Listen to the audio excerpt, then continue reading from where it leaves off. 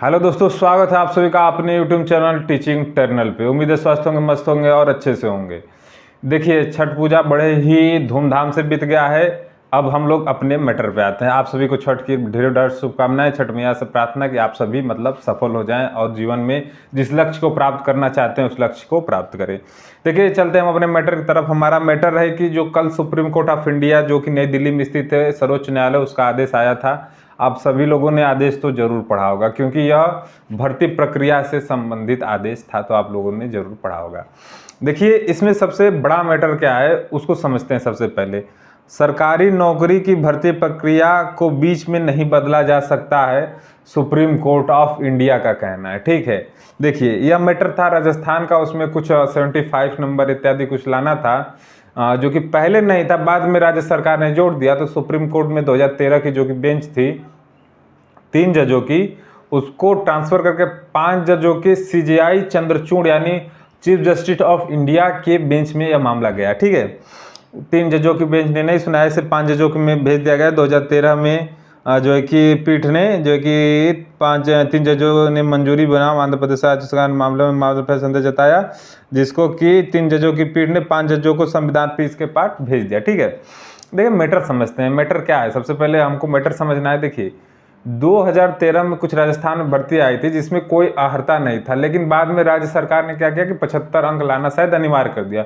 इसी को लेकर राजस्थान के जो स्टूडेंट है वो हाई कोर्ट में गए। हाई कोर्ट के बाद सुप्रीम कोर्ट में मैटर चला गया। ठीक है, नियम नहीं बदलने वाला जो आर्टिकल 14 में पहले से वर्णित है, लेकिन उसकी विस्तृत व्याख्या नहीं की गई थी। आज सुप्रीम कोर्ट ऑफ इंडिया ने कल, माफ कीजिएगा, कल इसकी विस्तृत व्याख्या कर दी। अब सुनिए, इसमें मेन पॉइंट जो क्या है उसको समझते हैं। उसके बाद TRE 1 और TRE 2 की गलतियों का विश्लेषण करेंगे कि क्यों वो रद्द हो सकता है। आप लोग पूरा वीडियो ध्यान से देखिएगा।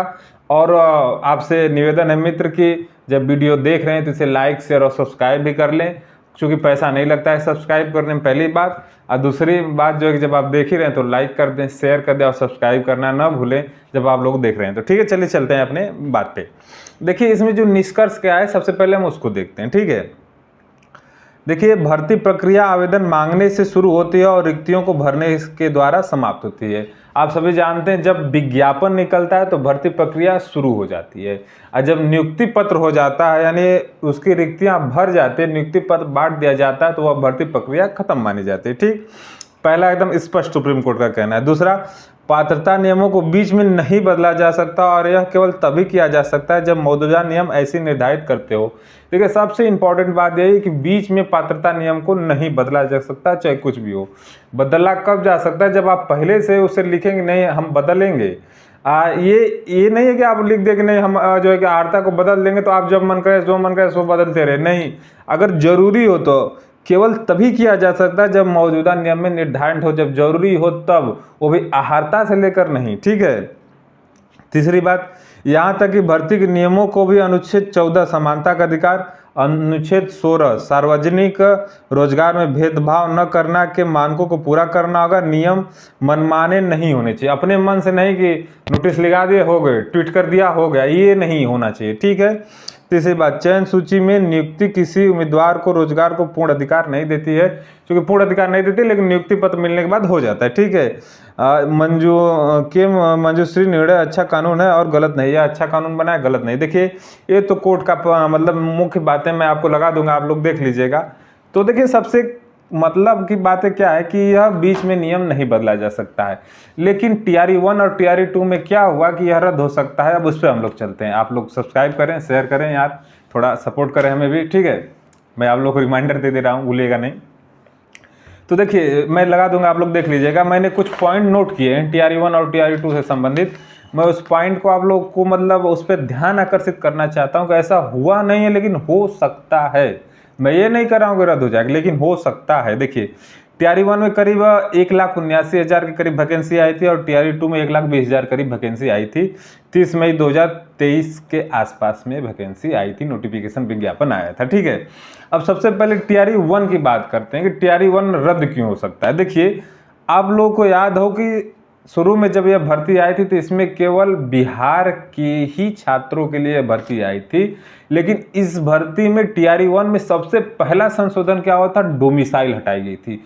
सबसे पहला संशोधन बिहार के निवासी हटाकर भारत के किसी भी राज्य का निवासी हो, यह लगाया गया था। बीपीएससी के द्वारा नोटिफिकेशन निकाला गया था। उस समय चेयरमैन अतुल प्रसाद जी थे। आप लोग को याद होगा, ट्वीट पर ट्वीट करा करते थे कि ट्वीट है, आप लोग को याद भी होगा। ठीक है, सबसे बड़ी गलती डोमिसाइल हटाना है, ये जान लीजिए, सबसे बड़ी गलती है। अच्छा, दूसरी गलती क्या है कि अपेयरिंग छात्रों को भी मौका दे दिया गया था। जो एस्टेट सीटेट अपेयरिंग है उनको भी मौका दिया गया था, लेकिन आप लोग को याद है कि सुप्रीम कोर्ट ने कहा है कि अर्हता पूरी होनी चाहिए, अर्हता में कोई कमी नहीं होनी चाहिए, लेकिन अपेयरिंग छात्रों को दिया गया था। बाद में वो एस्टेट लगाए, सीटेट लगाए, पास हुए, फेल हुए, उसमें कम हुए, नहीं हुए, फर्जी प्रमाण पत्र दिए। कितना लोग हुए कि 2019 का एस्टेट नहीं था, लेकिन वो 2023 का एस्टेट पास करके लगाकर नौकरी पा गए। ये उन लोगों ने किया। तो ये कहीं ना कहीं फर्जीवाड़ा है, ये जान लीजिए। और सबसे बड़ी फर्जीवाड़ा जब सुप्रीम कोर्ट का आदेश है कि आप जब नियम नहीं बदल सकते, आपने डोमिसाइल को हटाया कैसे? ये टीआरई 1 की बात है, इससे टीआरई 1 पे सबसे ज़्यादा फर्क पड़ सकता है। अभी तक इसको कोई चैलेंज नहीं किया है सुप्रीम कोर्ट ऑफ इंडिया में, लेकिन अगर चैलेंज किया जा सकता है तो कुछ न कुछ असर देखने को जरूर मिलेगा। ठीक है, पहली बात। दूसरी बात, आइए जानते हैं टीआरई 2 के विषय में। देखिए, टीआरई 2 के विषय में क्या हुआ था, भाषा अर्हता को लेकर जो है कि चेंज किया गया था नियम। आप लोग को याद होगा कि 30 में से 9 नंबर लाना अनिवार्य था। 30 में से 9 नंबर लाना क्वालिफाइंग मार्क, जो कि टीआरई 3 में अभी है, लागू है। हम लोगों ने जो पेपर दिया है उसमें लागू, उसमें हटाया नहीं गया था। लेकिन उस समय अतुल प्रसाद जी ने ट्वीट करके दे दिया था कि मतलब अब भाषा अर्हता को शून्य माना जाएगा। हमको याद है, हम लोगों ने पेपर दिया है, हम लोग को याद है। तो ये चीज़ बीच में नियम बदलाव किया गया था। ये तो भाई सुप्रीम कोर्ट ने आदेश दिया, उसके खिलाफ है, लेकिन यह आपने गलत किया है या आयोग ने गलत किया, इसको भी लेकर चैलेंज किया जा सकता है। हालांकि इसमें सभी का नौकरी जाने की नहीं संभावना है, क्योंकि जो भाषा अर्हता में 9 नंबर नहीं लाए हैं उनके पर खतरा मंडरा सकता है। टीआरई 2 में, टीआरई 1 पे तो सभी पे खतरा मंडरा सकता है, क्योंकि उसमें डोमिसाइल हटा दिए थे।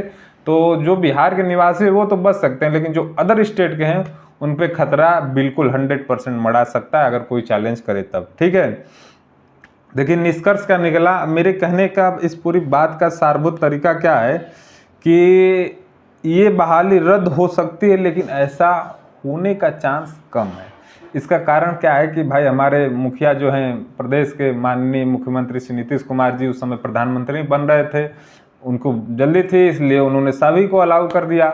लेकिन अब तो भाई प्रधानमंत्री बने नहीं, मुख्यमंत्री तो बनना है उन्हें। तो 2025 में तो इलेक्शन का है, अपने प्रदेश बिहार का जो है कि असेंबली चुनाव, विधानसभा चुनाव है, तो उसमें तो भाई मुख्यमंत्री बनना है। तो हो सकता है टीआरई 4 में डोमिसाइल लगाएं, लेकिन ये जो नियम बदल सकते हैं, ये नियम जो बदले थे उस नियम के अनुसार टीआरई 1 वैकेंसी फंस सकती है, टीआरई 2 में भाषा अर्हता को लेकर समस्या हो सकती है। ठीक है, दूसरी बात, सरकार ऐसा करेगी नहीं।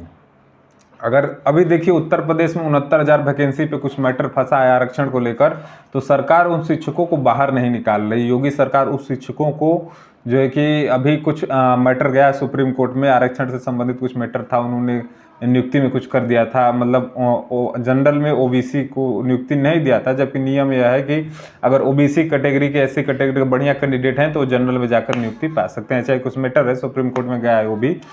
तो सरकार अपनी छवि को बिगाड़ना नहीं चाहेगी। सरकार अगर पूरी बहाली रद्द हो गई तो उसकी छवि बिगड़ जाएगी। अभी तक तो ये हो रहा है कि मैंने इतना रोजगार दिया, एक तरफ हमारे नीतीश चाचा लूट रहे हैं, तो दूसरी तरफ तेजस्वी भैया हमारे जो ये कह रहे हैं कि हमने दिवाया, 17 महीने का कार्यकाल में दिया। तो सरकार कभी अपनी बदनामी नहीं चाहेगी। जब बदनामी नहीं चाहेगी तो हो सकता है वो शिक्षकों के पक्ष में खड़ा हो। आयोग भी कुछ न कुछ बीच का रास्ता निकालेगा, क्योंकि भाई इतनी बड़ी बॉडी है, सरकार का एग्जाम ले रही है, इतने बच्चों को ले रही है दिन रात, तो कुछ न कुछ आयोग और शिक्षा विभाग और सरकार मिलकर जरूर तय करेंगे। लेकिन क्या होगा अब तो आने वाला समय बताएगा। लेकिन टीआरई 3 में ऐसी कोई समस्या नहीं है, क्योंकि भाषा अर्हता न हटा गया न डोमिसाइल है, तो पहले से ही नियम जो बने थे उसी पे चल रहे हैं। बाकी देखिए हम लोग का रिजल्ट कब आता है, रिजल्ट जो होगा लेकिन ये टीआरई 1 और टीआरई 2 के लिए थोड़ी सी मुश्किल भरी खबर हो सकती है। और दोस्तों आपसे निवेदन है कि प्लीज़ यार सब्सक्राइब करो, शेयर करो, लाइक करो। जब आप लोग यहाँ तक देख लियो तो प्लीज़ सब्सक्राइब करना ना भूलें, मुझे भी सपोर्ट करें यार, मेहनत आप ही के लोग करते हैं। हमें भी खुशी मिलती है। ठीक है, बाकी आप सब लोग समझदार हैं, सभी लोग बीएड बीटीसी किए हुए हैं। बाकी कैसा लगा कमेंट करके ज़रूर बताइएगा, आप ही लोगों के लिए है। तो आज के लिए इतना ही, लेकिन फिर मिलते हैं अगली जो है कि वीडियो के साथ अगली इन्फॉर्मेशन के लिए।